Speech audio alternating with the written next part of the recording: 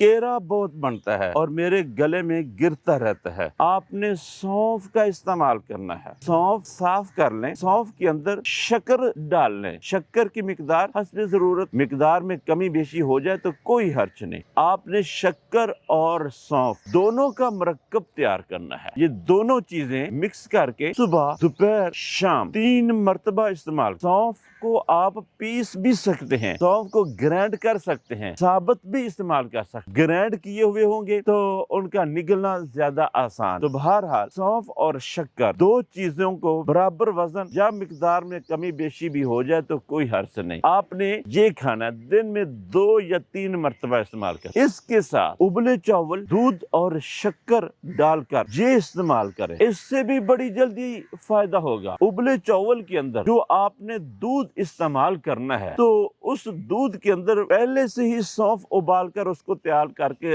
भून के रखें तो ये ज्यादा बेहतर है। मुराद ये है कि सौंफ वाला उबला हुआ दूध वो अगर उबले चावल के अंदर आप इस्तेमाल करते हैं तो आप खाना शुरू कर दें, खा के जब फारुग होंगे साथ ही आपको केरे से फौरन रिजल्ट मिलता हुआ नजर आएगा। इसके अलावा सब्ज इलायची 3 अदद, सौंफ 1 चम्मच, 2 चीजों का कहवा तैयार कर लें। चीनी हस्बे ज़ायका डाल लें। शक्कर या गुड़ डालना चाहें तो वो भी डाल सकते। इन 2 चीजों का कहवा दिन में 2 या 3 मरतबा इस्तेमाल करें, इससे फायदा होगा। अगर आप कहवा नहीं पी रहे, अगर आप कहवा नहीं पीना चाहते या आपकी सेटिंग कहवे की नहीं हो रही तो कोई हर्ज नहीं। फिर आपको चाहिए सौंफ और सब्ज इलायची, 2 चीजें अपने पास रखें। कभी सौंफ खा लिया और उसके बाद कभी सब्ज इलायची मुंह में डाल ली तो वक्तन फवक्तन सब्ज इलायची और सौंफ ये खाते रहें, चूसते रहें, चबाते रहें तो मुसलसल चबा चबा के निगल कर अपने गले को आप बेहतर बना सकते हैं। पहली मर्तबा जब आप ये हमारा तजवीज शुदा नुस्खा इस्तेमाल करेंगे तो